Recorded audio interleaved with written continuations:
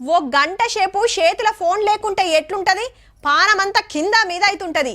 Facebook చూడాలనాయే, వాట్సాప్లో chatting చేయాలనాయే, యూట్యూబ్లో వీడియోలు చూడాలనాయే, ఇన్స్టాలో రీల్స్ ఫాలో కావాలనాయే. అట్లనే పుసుక్కున రాత్రిపూట బుత్తంత సేపు కరెంటు పోతే ఏమైతుంది? ఓ దిక్కు ఉడకపోతా, ఇంకో దిక్కు దోమల మోత. బువ్వ కూరలు వండుతుంటే గ్యాస్ అయిపోయిందనుకో, వచ్చేదాకా హోటల్కి వెళ్ళి తెప్పించుకునుడే. ఓ పారి ఫోన్ అంటావు, ఓ పారి కరెంట్ అంటావు, ఇంకో పారి గ్యాస్ ముచ్చట్లలో పెడతావు. ఇంతకు ఎవరి గురించి ఏం చెప్పాలనుకుంటున్నావు అంటురా చూడుర్రిగా. అబ్బబ్బబ్బా, ఏమన్నున్నదా లొకేషన్? గోదావరి పక్కకే ఇట్లా గుడిసెలేసుకొని ఉంటే ఎంత మంచిగుండు అనిపిస్తుందిలే. కానీ అంత అలకకు కాదు. 4-5 గుడిసెలేసుకొని గోదారమ్మనే నమ్ముకొని బతుకుతున్న గిళ్ళను మందలిస్తే తెలుస్తుంది అసలు కథ.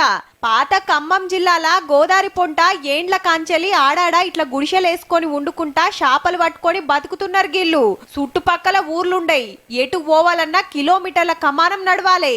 నెలకు సరిపోను సరుకులు ఒక్క పారే తెచ్చుకుంటారు. హగో అక్క చెప్పులు చేతుల పట్టుకొని నడుస్తుంది. ఆపది సంపదికి ఆదుకునేటోళ్ళు ఉండరు. రోగమో నొప్పి వస్తే అంతే ఇక. ఓ ఫోన్ ఉండది, ఫోన్ ఉన్నా సిగ్నల్ ఉండది. అసలు మందలిగా మనుషులే ఉండరు. ఉష్కెల్నే వండుడు, ఉష్కల్నే తినుడు, ఉష్కల్నే వండుకునుడు.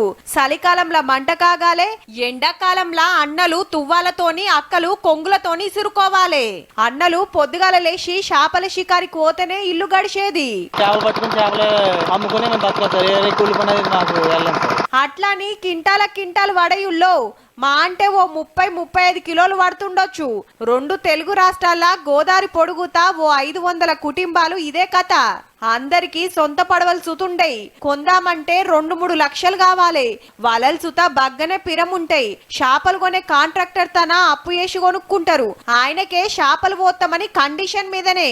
ఇక పుసుక్కున గోదావరి పొంగెన అంటే వలలు గిలలు అన్ని పోతాయి. గోదావరి వస్తామంటే వల్ల పోతాయండి. అలా వల్ల పోయినప్పుడు మాకు వాళ్ళు ఏమన్నా ఉపాధి కల్పించేటట్టు ప్రభుత్వం చూడాలండి మమ్మల్ని. అప్పుడే కొంచెం ఇబ్బంది పడతా ఉంటుంది సార్. తాత ముత్తాతల కాంచెలి ఇదే వృత్తి చేస్తుర్రు. గోదావరి ఒడ్డు కుండుకుంటా చేపల వేట మీదనే బతుకుతున్నారు. సర్కార్ ఇంత ఆసరై సబ్సిడీ మీద బోట్లు వలలు ఇప్పిస్తే రంది లేకుంటుంటామంటుర్రు. జర ఆలోచన చెయ్యూరు సార్లు.